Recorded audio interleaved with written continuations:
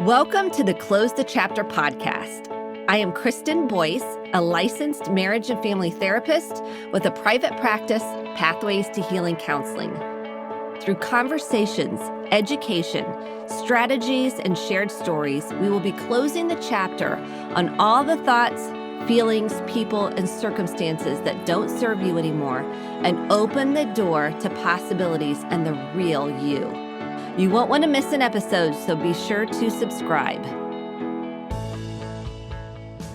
Welcome to this week's Close the Chapter podcast. I am so grateful you're here because you probably are craving growth, learning, evolution, and more self-awareness. You're probably craving more vulnerability in your life, deeper conversations, not the mundane, how's the weather conversations. That's why you're here. And that's what you're going to get on today's episode. You're going to get vulnerability because vulnerability is really my love language because that is what creates deep, sustainable connection. And so that's why I love doing this podcast because we can have vulnerable conversations. We can grow and evolve. We can get helpful tools to really heal. And I hope this conversation is helpful to you in your healing journey. If you want to grab the free journal, feel free to do that at kristendboyce.com/free resources. It's also linked in the show notes. Let me introduce you to today's guest. Amber Trejo is a licensed marriage and family therapist. You know I love my fellow marriage and family therapists.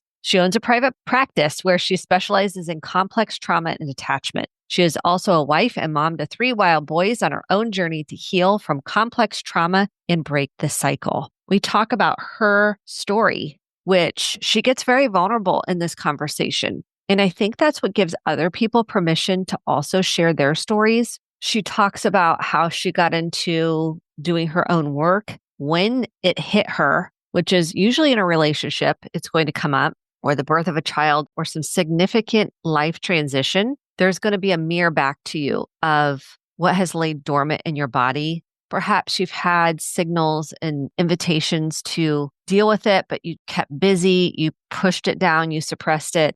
This is your sign to start the work, or if you're on the healing journey, continue, keep going. Your life will change for the better. It can be bumpy at times, but please know you're on the road to freedom.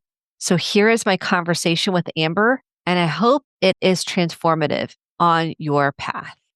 Welcome to this week's Close the Chapter podcast. This is going to be an episode that if you have gone through any kind of trauma in your life, you know I love to talk about trauma as a trauma therapist. This episode is for you. Amber, welcome to the Close the Chapter podcast.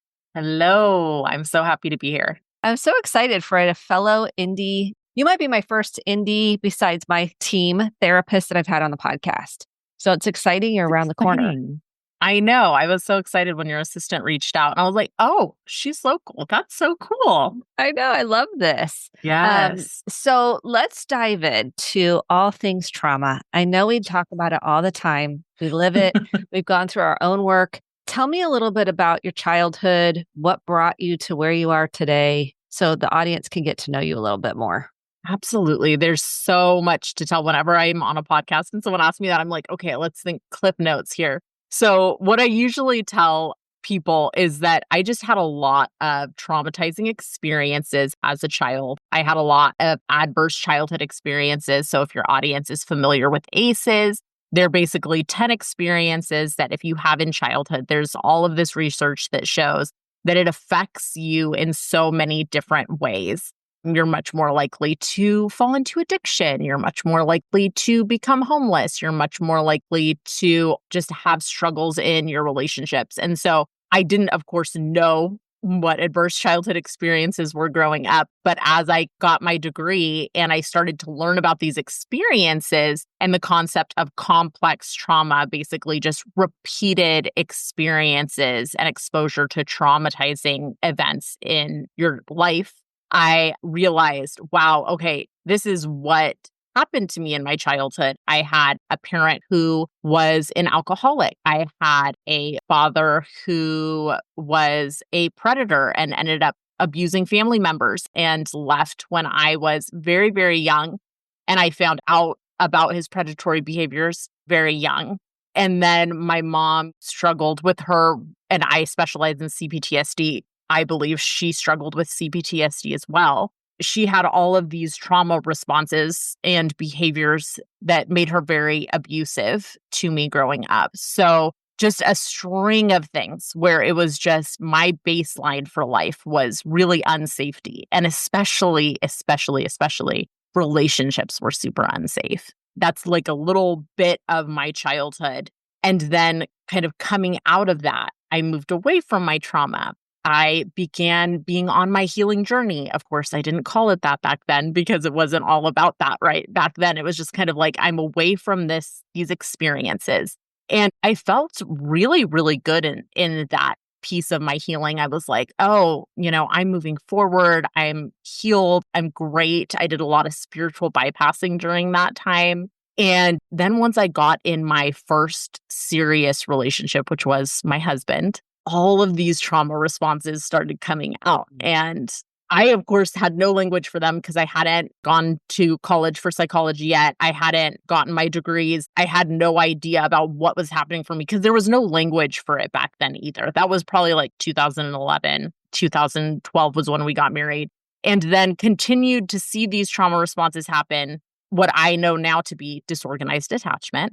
And very much how I had acted in all of my relationships. But it was even worse as I fell in love and became really serious with my husband. And then once we got married, then continued to see these trauma responses come up in my parenting. After I had my first child, I was like, what is happening? And ended up going back to school for psychology as an adult. I was 29. I was pregnant with my oldest, and started to learn so much more, dive into that, and then just kind of continued to go to grad school to become a marriage and family therapist. And then got further trainings in complex trauma, CPTSD, because I was so interested in that. The more that I learned, the more that I was just like, oh my gosh, this is so helpful. And so just continued down that road. And so now I have my own practice in Indy, and I specialize in complex trauma and CPTSD.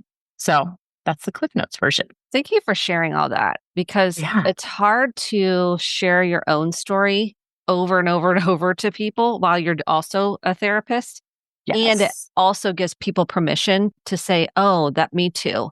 Oh, that gives me permission to tell my story. You use the word spiritual bypassing. Love the term. That was coined. I cannot remember who coined the term. Do you remember who coined the term? I have no idea. Okay. Absolutely I studied none. this a while ago when it first came out. And I was like, I just love the term because it's not well known. Can you define it for folks? Because so many people might be like, now, what does that mean? Yes, absolutely. There's all different kinds of ways that it can show up.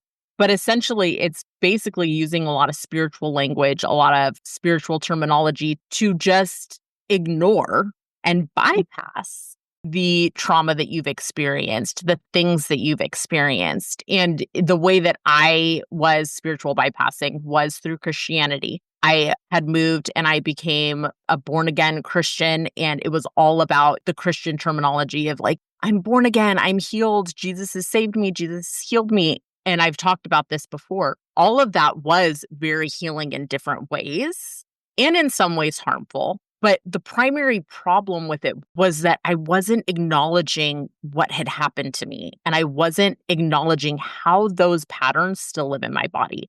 And we might see spiritual bypassing. We see it a lot nowadays. I feel like not even just in the Christian faith, but in so many different ways. I've heard of A Course in Miracles. Now, I don't want to go off about any of this because I don't know it in depth, but I see it a lot in yoga teachers. And I know that you're a yoga teacher too. And so I'm curious what your take on that is.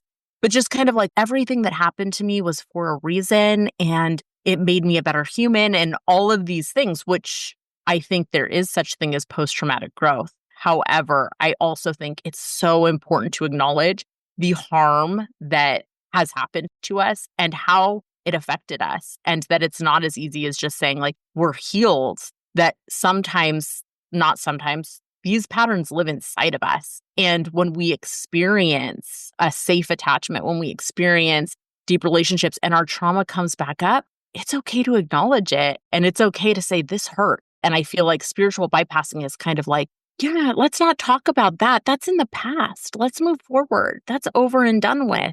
And it almost shames people sometimes for having these issues. Like maybe there's evil at work. Maybe you're giving too much space for the enemy, right? Coming from the Christian faith, that was something that I would hear a lot. Instead of it being like, oh, yeah, all of that happened to you? Of course it still affects you, right? So I would say that that's how I would define it. I'm curious what you think about that, though.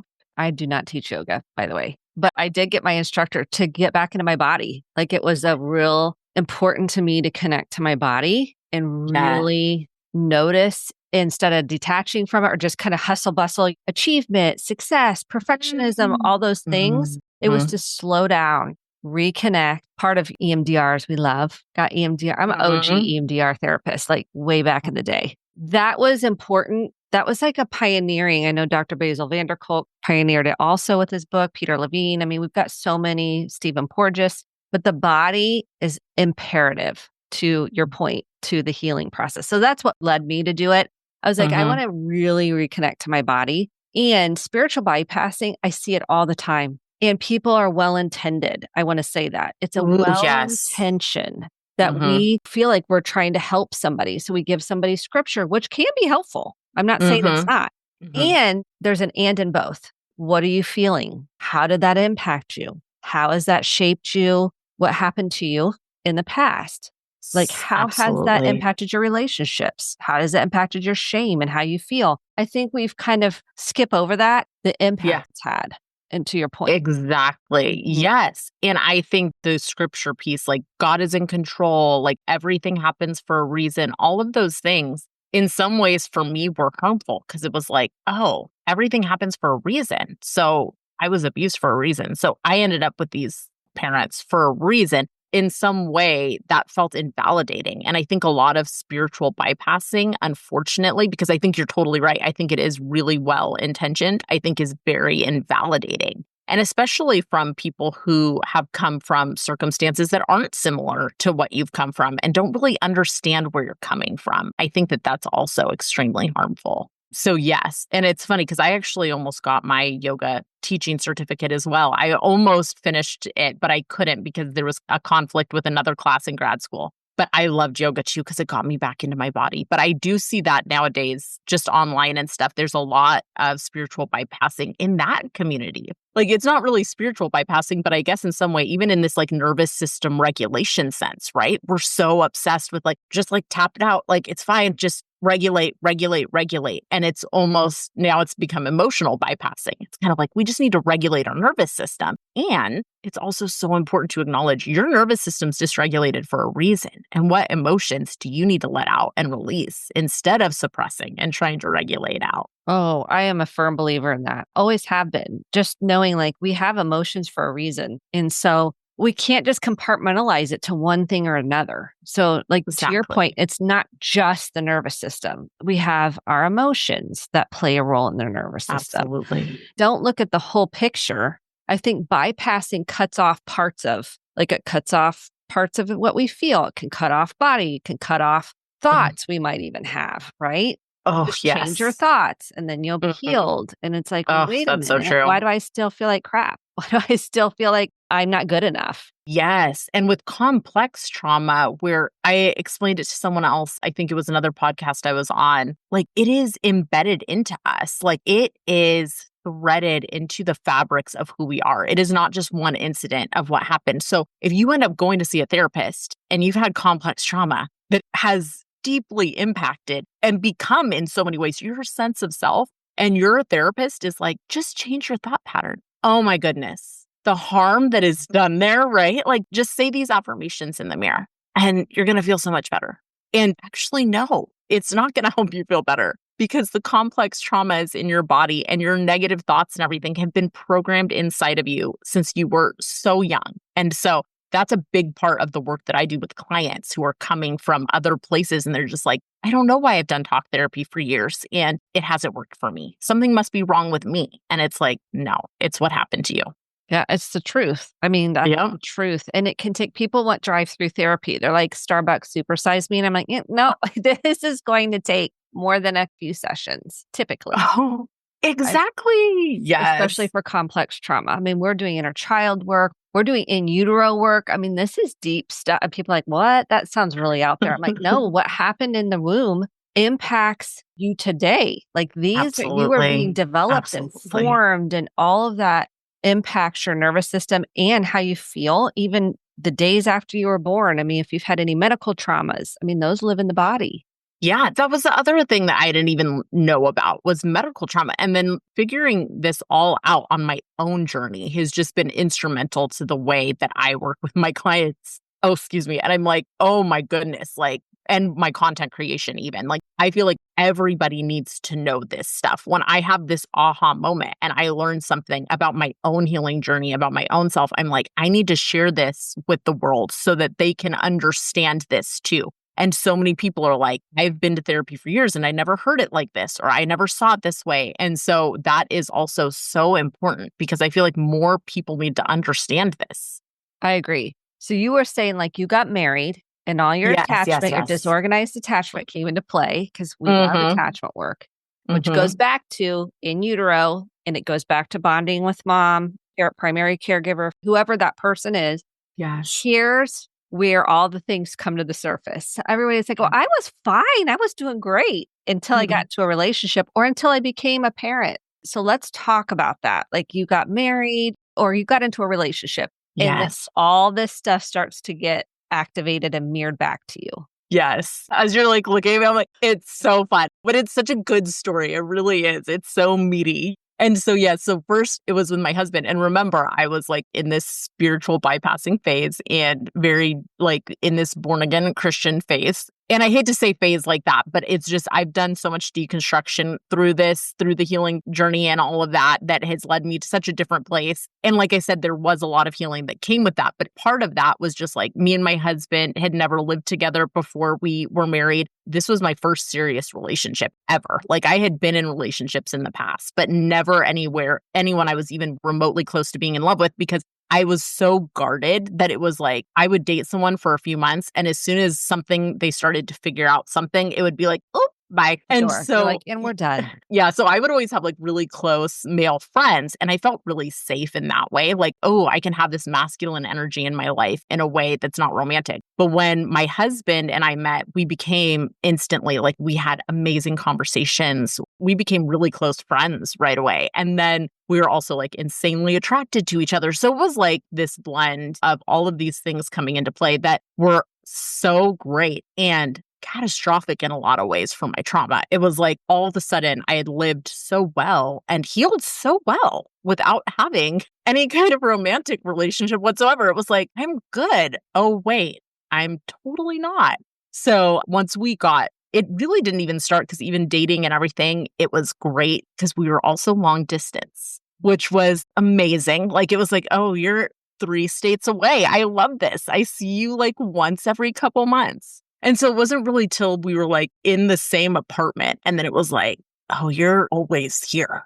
And my husband is very loving, very romantic, very like, I want to be with you all the time. And I was just very much like, okay, I need space. Like, this is too much. He really got a taste of like, and this sounds awful because I work with so many people who struggle with this. And I think a lot of people think it is intentional or we're playing games or something, right? But it's like feeling so close with someone and then also wanting them to just like get away from you. And that was the feeling that I had towards him.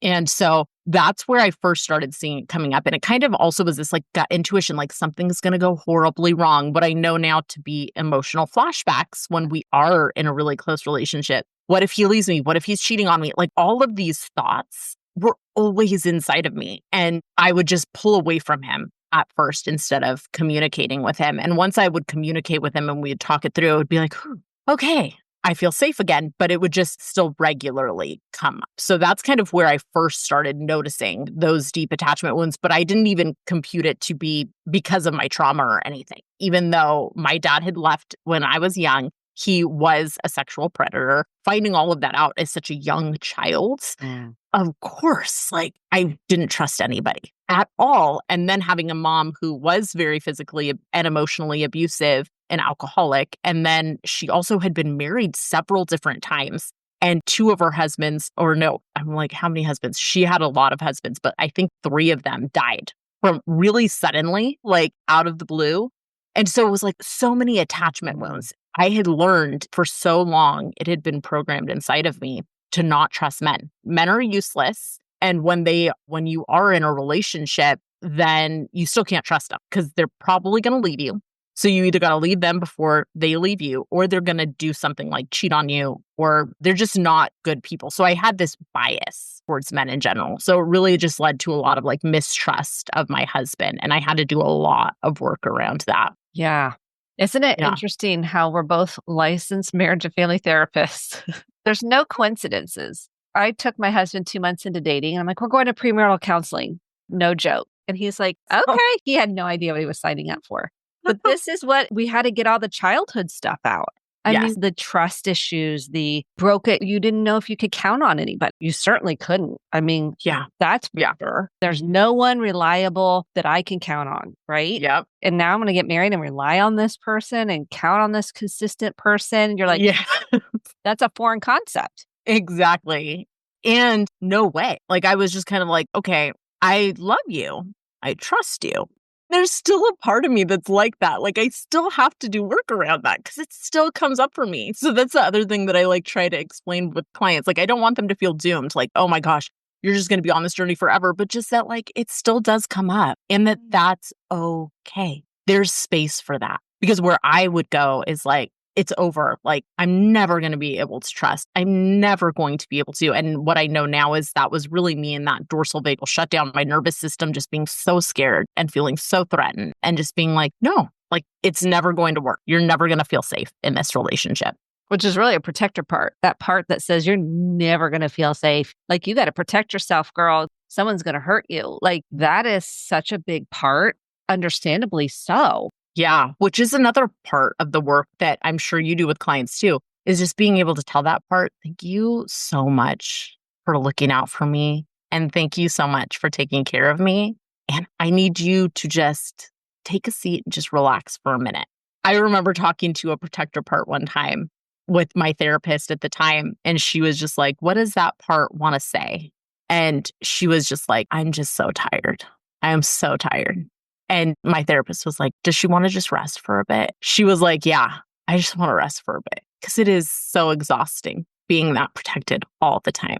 Yes. I mean, your nervous system's just constantly hypervigilant. Yeah, absolutely. So you noticed it come out, your trauma surfaced when you got married. On your social, I know you've talked about having kids because that also, but you had this idea, okay, if you come from trauma, that this is what it should look like based on whatever we've seen out there in a movie, on the internet, like in Christian world, however you want to frame it, that this is the perfect marriage, how you are a perfect partner or wife or insert whatever. Thank you so much for naming that. Yes, because that was a big part of it. Because so much of me was like, my life growing up was like this. I want to be this stay-at-home mom. I want to be Betty frickin' Crocker. I want to cook meals for my husband who was in the military at the time. This is so funny because it was so like, I was really like, yes, I had gotten like my 1950s dresses that I loved to wear. And I want to cook him dinner all the time. And I loved that. But I did. I had this idea of what I was really doing was like, it was almost like this other part of me, like, Susie homemaker, I can't work. I'm going to be the perfect wife. I'm going to be the perfect mom. I'm going to have dinner on the table right at this time. I'm going to cook from scratch. No hamburger helper for us because my mom like always made hamburger helper. She was like a single mom. I mean, say she was a single mom, but she was married several different times. But it was just like, that's what I picture her as. She was like a drowning single mom, like all the time. It was like everything was paycheck to paycheck. Nobody was there when we needed them. So I was like, I'm going to be this stay-at-home mom who is there for her kids through everything. I'm going to be perfect. I'm going to be the perfect mom, perfect wife. And just really like what I imagined the perfect family to be like. But I always saw in churches and stuff like, yes, that's going to be me and my family. And when all this attachment stuff started coming up, it was like, oh, what's happening? And then when I had my first kid, he was so awesome. Of course, I say he's so awesome. That sounds like so generic. He was amazing, this little tiny being. And I loved him with everything I had. Like this was the most different type of love I've ever experienced. And I love my husband. I do. I love him so much. But my kids, when I had them, I felt so much love that it scared me because I was just like, something bad is going to happen. Like, Mm. I cannot love something this much. Like, I am not capable of taking care of this child. And this is coming from somebody who I was a nanny since the time I was like in 6th grade. I would take care of babies. I've always loved babies. I've always wanted children, other than like for the brief time when I was really sucked into the black hole of my trauma. I had always longed for a baby. And when I felt that love, it was so, so scary to me. And that's another part that I talk about a lot in my content creation and with my clients, because nobody talked about that. Like, nobody talked about, hey, when you have a lot of trauma, you're going to want things a certain way. You're going to have this idea of what the perfect family looks like. And your trauma is going to be triggered. And it's going to be extremely hard to navigate. And you're not going to know how to be the right parent. You're not going to know how to deal with your child crying incessantly. I felt like everything with my son scared me. I was all of the sudden, once again, like in this catastrophic state. Like, everything was a catastrophe. He spit up too much. Oh my gosh, we need to go take him to the emergency room right now. I became a child again because I was so triggered. I was acting like a child. I was pulling from every outside resource I could find. I was reading every parenting book. I was taking advice from anybody who would give me advice. And there's so much advice out there. And none of it focused on what's happening inside of you.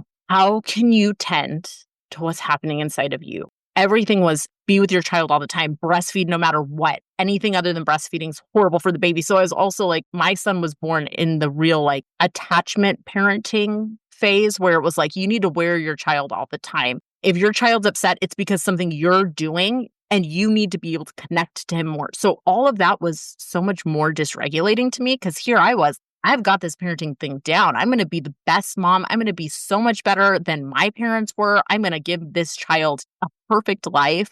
And I also had no idea how to tend to my own emotions, how to tend to what was happening inside of me. I just was like, this is what I have to do because if I don't do this, I'm going to screw my kid up, which was just made me a worse mom in the long run, made me a more dysregulated mom. So yes, so all of those things kind of started to come up after having him. We're always healing. Let me just say Mhm. that up front, like you said. And there's no finish line. There's invitations all the time for us. So talk to us about what you've learned on your healing journey thus far and what's been helpful and what's not been helpful. So now I'm trying to think of the cliff notes of this because there's been There's so so much. much. It's And let's that's what just I take the tried to. top three things Ah, that you've, 'cause there's so much we do and learned. As therapists, we're like, let me read that, let me do that, let me listen to this. And so going into parenthood, I mean, these expectations we have for ourselves that we're going to be create a secure attachment with our child. That's our goal. Yes. And I just want to name too, because my journey was so backwards. Like, I wasn't a therapist when I had a kid. So I also had no idea, but I was still reading all of the books. But none of the books told me about how my own personal trauma and how having complex trauma would affect the way that I showed up. Mm. So I think the most important pieces of my healing journey, I needed to know what was happening inside of me. As soon as I understood your body is dysregulated because, and I'm getting emotional talking about this, relationships were never safe for you. Childhood was never safe for you. And you're terrified that you're going to do something that's going to cause the same thing to happen for your child. And what I needed to know was that those were parts trying to protect me and that it all made so much sense. Like, how would you know how to be a parent? Like, how would you know how to respond to your child? How would you know how to deal with things like discipline and things like nurturing and attunement? How would you know any of that? So that's what I try to give a lot of in my content creation. And that's what I try to explain to my clients who are complex trauma survivors with high ACEs. How would you know? And I remember saying one time, if you were trying to build a hutch and you were trying to follow these would you just go and grab the hutch? No, not try to follow the directions. I was like, would you just go and take the hutch and have all of these parts and screws and everything and try to put it together the best you could? That's essentially what you're trying to do with parenting. Like, you're saying you want to see this beautiful hutch, but you have no idea how to build that hutch. You need to find some instructions, right? And instructions you find have to be more focused on, not more, but I feel like they have to have a focus on what's happening inside of you internally. I feel like parenting advice is starting to tune into that a lot more now, but it hasn't been. It's very saturated with you need to remain calm for your kid, validate their emotions. You need to be able to give them a secure attachment, but there's no one sitting there and saying like, of course you would feel this way. Of course you're exhausted. Why don't you go take a rest? So I think that is a big thing, like learning how my trauma impacted me and how what impacts my body and the things that come up with my kids, like my triggers around them, the things that happen with them, my fears around them, even my anxieties around them. And then the next thing would be, so being able to understand how my trauma impacted me. The second thing was being able to tune into myself and my own internal needs, because dissociation is a really big thing that happens for trauma survivors. And that is like that. I'm not in my body. I'm just powering through. And so even with grad school and everything, I was pregnant with my third child in grad school. I finished my grad school program in record time and I graduated during COVID. I had my third son and was trying to start my practice like as a resident. And also the whole world had shut down. My husband had got deployed and everything. That whole time, I was just like not listening to myself, not giving myself rest, just powering through, powering through, powering through. So I feel like being able to stop and like listen to my body and just give it permission and attune to my own feelings. Oh my gosh, this is exhausting. You need to rest, like being able to nurture myself and give myself love, which did not come naturally at all and does not come naturally to a lot of complex trauma survivors. So that would be the second thing, being able to like listen and tune in internally, getting reconnected with my body, as you had mentioned. And then the third part of my healing journey that I feel like has just been so crucial for me is being in community with other survivors. In my content creation has been a huge thing because I was so vulnerable in that. And what I found is like so many people feel this way. So many people. And it actually felt healing for me. It was like, oh, I'm not afraid. There's nothing weird about this. In fact, it happens to so many people and so many people feel exactly like this. And so in community in that way, but also in community, just like actually in real life with other moms who are experiencing the same symptoms, who we can laugh about with things like, oh, guess what I did? Oh my gosh, guess what I had to repair for with my kid the other day? Yeah, I did this, right? And being able to laugh about that, it's huge. Just being able to say, yeah, we're going to screw up sometimes, and that's totally okay. Like, there's nothing wrong with it. You're still a good mom. You're still a good parent. It's true. So, Because we're always afraid. I don't want to end up like my mom. I hear that so many times. Or the fear of being like your child feeling the way you do about your own parent in particular, that you don't want your child to feel that way about you as a parent. I hear yeah, that all the time. I think that's a natural fear for so many of us. it's so natural. It's so triggering too when your kid does come to you and they are saying stuff to you that's hard to hear because you're like, after everything I've done to not be that way, and you have the nerve to tell me, and I still have to work through that with my therapist. She's like, kind of sounds like you're trying to be the perfect parent again. Like you're thinking you're going to get through this without ever doing something that's going to let them down. And I'm like, damn it. You're right. I know. And I have to go back so to my son and I hard. have to go like, I shut down when you said that. And it did shut me down and it made me feel mad and it made me feel angry. And I wasn't able to listen to you. And I am so sorry about that because you have a right to feel that way. And then we just talk through it. And then it's like, you realize that your connection to your child is so much deeper than those moments. Yes. It's like, we're all human. He screws up. I screw up. We all screw up. And we just talk about it together and just be like, yeah, that was horrible. I'm sorry I did that. For me, shutting down is like a really big one that I go into and I just like shut down. And so being able to come back and be like, yeah, I'm so sorry that I did that. I shouldn't have shut down like that. It's the greatest And it has gift. nothing to do with you. Oh, it really is. Repair There's so work. much I space. love repair work because I'm like, we can just be humans and then we can do some reflection, own our stuff, apologize in a sincere way without rationalizing it. The freedom in that is so big. Yes. Okay, we're so close on time and there's so much I want to ask you. The last question I want to say is what books have been the most life-changing for you? Okay, so the few that I've read that I felt like really impacted me in the realm of CPTSD and complex trauma is What My Bones Know by Stephanie Fu. Have you read that one? No, you're the first person to mention it. It's so What My Bones good. Know.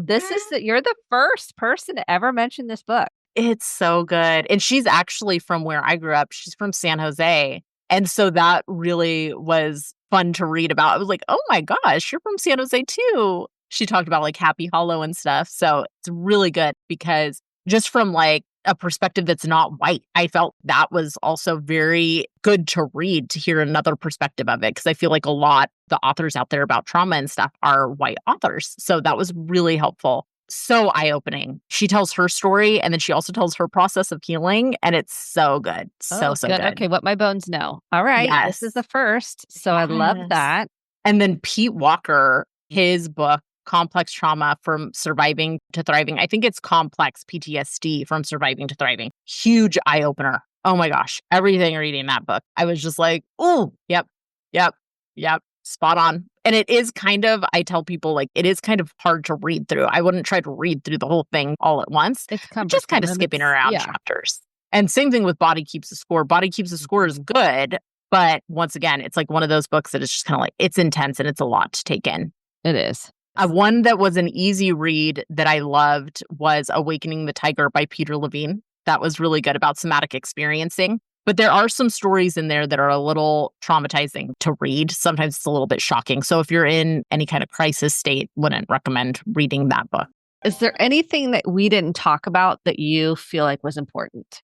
I thought that was all good. It's always hard for me. I feel like I black out a little bit when I'm doing a podcast. I do too. I'm like, wait, what did I say? What? I don't even remember what we talked about. Yes, and it's like I'm talking about all of these things that can be putting my nervous system into fight or flight a little bit, like because I'm talking about things that are vulnerable. And so then I'm like, what did I say? I sounded horrible. I was all jumbled. And then once I listened to it back, I'm like, oh no, that was good. I feel like we pretty much summed up everything. It feels like it's put together well in a place that feels good. How about you? What do you think? I think you covered so much ground. And what I love about you is your vulnerability and your willingness. You can tell you've worked on your protector parts, because to be able to do this, I mean, that takes a lot, because the protector parts are still there. That's what I tell people. It's not like they just disappear. They get less, maybe they get less protective. Like they don't feel like you need, because your self is coming forward to protect you or to take care of you, to nurture you.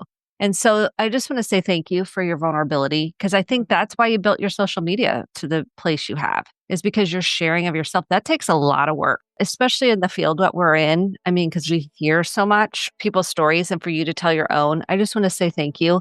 And that's a gift that you're changing the world with. And I appreciate Oh you. my gosh. So thank you so for much. being here. I appreciate that. Lovely to have our conversation today. Thank you so much. I really genuinely appreciate you saying that. I really am thankful that we had this conversation. Thank you, Amber. Thank you so much for listening to the Close the Chapter podcast. My hope is that you took home some actionable steps, along with motivation, inspiration, and hope for making sustainable change in your life. If you enjoyed this episode, click the subscribe button to be sure to get the updated episodes every week, and share with a friend or a family member. For more information about how to get connected, visit Kristen, Kristen, Boyce, BOICE.com. Thanks, and have a great day.